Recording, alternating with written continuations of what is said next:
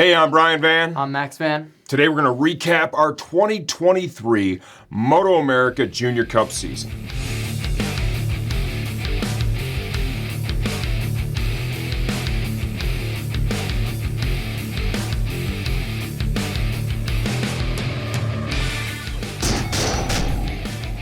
Okay, we missed a couple of race recaps. Guilty as charged. We both work at the shop. Sky works full-time, I work full-time. All the traveling, the riding, the wrenching, the working.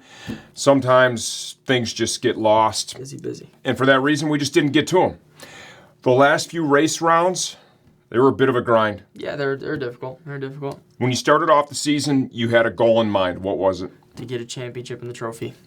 Or get a trophy in the championship. Get a trophy. Well, you wanted to win the championship. That was that. Avery had an amazing season, right? Congratulations to him. Yep. He was the champion for the season, but you still had an opportunity when we went into Jersey, right, to secure A trophy. a podium on the championship for Junior Cup, and you made that happen.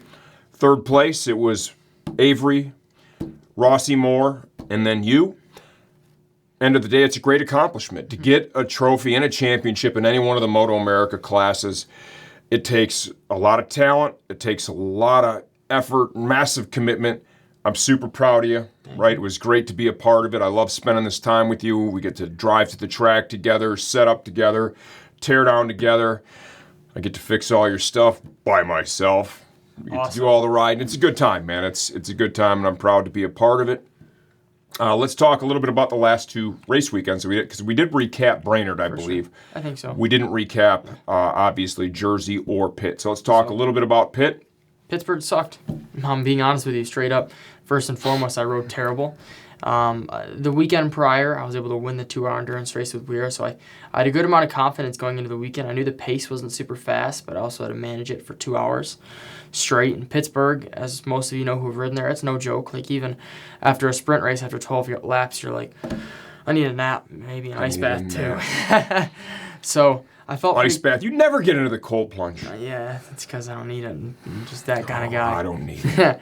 But went into the weekend with a lot of confidence, and I left with none. I left, after the first race, I did pretty good. I got 6th, but I was pushing as hard as I could, to be honest, for the whole race, and the bike was sliding, but I'm sure there were other things that I could do to manage that.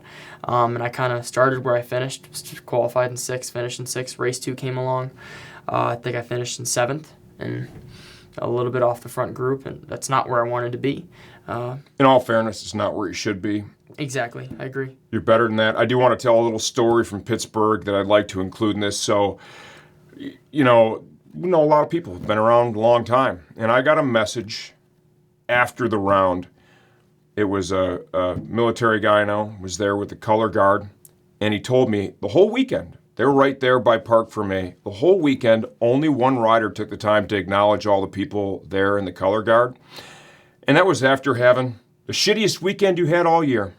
Yeah. You took the time to do that, and I think that really tells a lot about you, right? That gives people an idea what kind of person you are. Even when you're super disappointed, right, in your performance, yourself, the day, you still realize there's things that are way bigger than you and way more important than you and what happened that day. And I love that you did that, and I was super proud to get that message. And I got stories like that about you for days, and it's one of my favorite things about you. So even when you had a bad weekend, you found something positive there, right?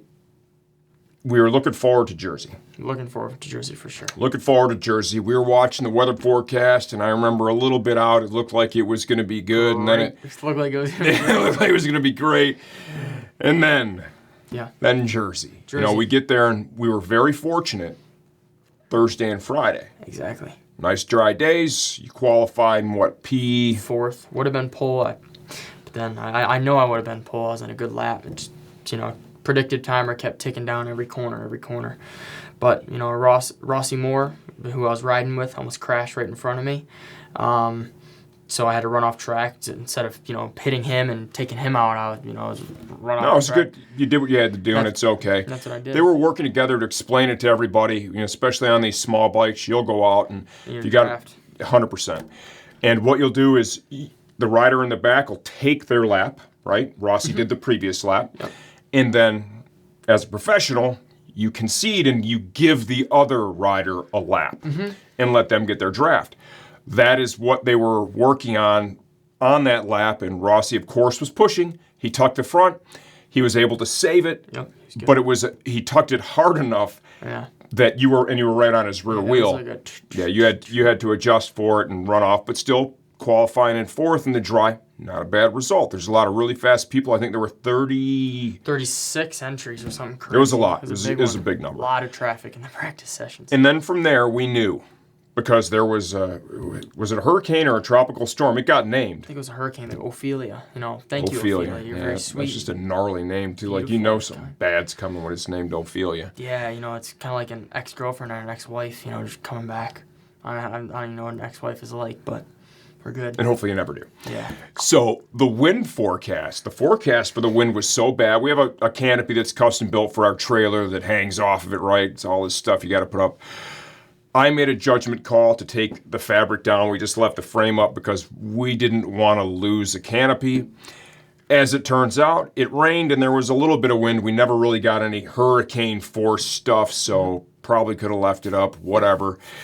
But the entire weekend, from Friday night to Sunday. Yeah, it was wet. It was wet. Constantly wet.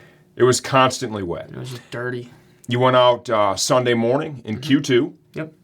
Obviously, qualifying positions were all set because the dry session on Friday, there's no way you're going to better that in the wet. It's not possible. Yeah.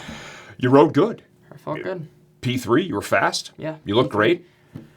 We were feeling good, and then race one. We're standing out on the grid. Say the outlap came along. I crashed basically in the first corner on the outlap. Say second corner. Flicked it over from right to left, and there she was on the ground. I was able to pick the bike up immediately because I was the first rider out. Kind of made it back into the pits. Realized I had to, I was able to. You went into you were on the hot pit, right? Yeah. You did not go out to the grid. You were on the hot pit, and we got really lucky because we're out there waiting for him, and we found out he was not going to make it to the grid because he was over in hot pit with a giant wad of sod hanging off of the left rear set. Jumped the wall, went over. He had a pretty bent clip-on too. Oh yeah, it's pretty bent. He had about this much of a foot peg left on the shift side, but everything else was intact.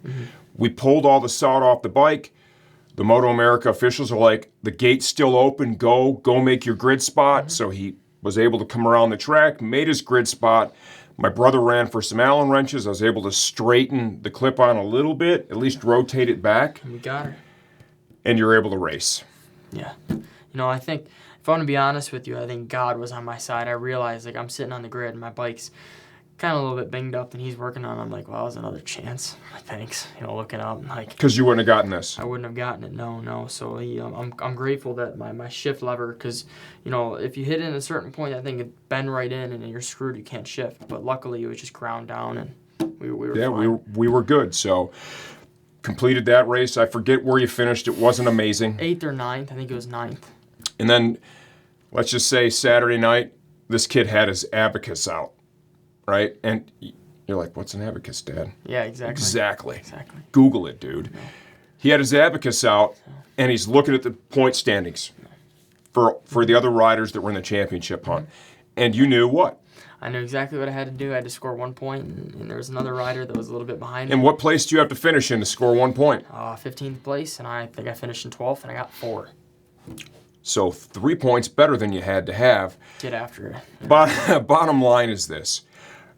This is a pretty big accomplishment, I think, to get a championship trophy in any class in a professional racing organization like MotoAmerica, I think is epic. Kind of a life achievement for a motorcycle racer. I'm proud of you for doing that. Thank you.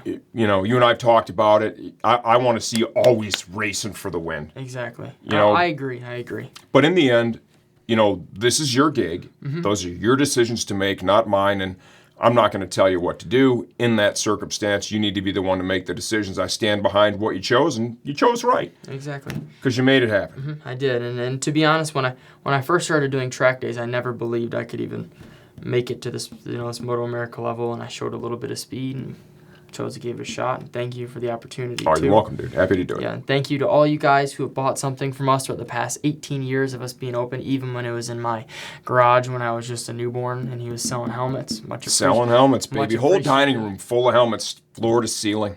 Yeah, VMAR. yeah, VMAR and Scorpions. That was crazy. We've come a long way for sure. Exactly. On that note, next year. What do you want to do next year, dude? Build, train, race. No, super sport. Super sport is kind of the goal. We're aiming at super sport right now. We've got equipment secured. We got his practice bike. He rode it last weekend at the Weir GNF. Love being there. Love all the riders and people we've known for years. Getting to be there with them was great. I got to ride a little bit on the practice day on Thursday. You did. Had a good time. Brian Van ain't slow. I'll tell you that much. In Gus Rodeo's words, you're not bad, but your bike's pretty slow. So Yeah. I'll take that. That's a great compliment from Gus. Gus is a hell of a motorcycle racer. Yeah. Got to have some fun riding, right? Not in the same class, but riding on the same day. That was cool. He did the 4-hour endurance by himself. We ran into some transmission issues with the bike. We knew going into it that we had a motor that had a lot of time on it. Yeah. Part of the deal, it's a Team Hammer bike. Part of the deal was we were getting an engine refreshed after that round. They just weren't able to pull it off before then. Some parts back orders. Is what it is. You went out and you got some good laps. Maybe not all the laps that you wanted because we had a couple little challenges, but you look good on the bike. Yeah, I enjoy the bike. The bike's fast. The handle's great. And again, that bike is fast. So, Well, it's a Team Hammer built bike. yeah, for a 600, that thing's really, really fast. It's a cool bike for sure. For the MotoAmerica season, the expectation is he'll be on a Team Hammer prepared GSXR 750 running out of our trailer, so I get to learn a whole new bike. I'm pretty pumped about that, actually. That Ninja, I had that thing pretty dialed. We sold it To Ryan Wolf. Ryan Wolf, good Yeah. luck. Have fun. It's gonna be That good bike's all dialed in. I hope he has a great season on it. I know we had a lot of fun doing this, and he's got all of our spares and notes, and the bike is prepped like you were going to ride it, so it was kind of bittersweet watching him ride that thing away. Yeah, it's a good looking bike. Yeah, it's a good-looking bike. Yeah. That's a good-looking bike, and I had it pretty dialed when he took it away. So, next year, Yep. now you are swimming with straight sharks. Yeah. Ain't no joke, Poncho. It's gonna be a good one. No, it ain't no joke. I mean, you're talking Tyler Scott. I don't know if our man Josh Hayes is going to be out there next year or not. Hopefully he is. We'll see. Kind of cool to see you ride with your coach. Exactly. Yeah, that'd be cool. If you could keep him in sight. If I could keep That's a him in big sight. if right now, isn't it? Yeah, it's a big if, but nothing's impossible. It's going to be a great opportunity for you to learn and progress as a rider because you're forced into a position where you're really going to have to step up even more. Exactly. Yeah, I can't wait for it. I feel like the Gixxer fits me well. My tuck looks great on it. Just gotta work on getting my head out there. It's weird when you're a professional rider and I got a body position of like a newborn. Yeah, you do not. Yeah, your pictures do not look amazing. No, it doesn't matter. I have a good time doing it. So Everyone has a different style, and that's a style that works for you. And there's no reason to revamp it because it's effective. Yep. But we'll get it figured out for next year. So 100%. Until then.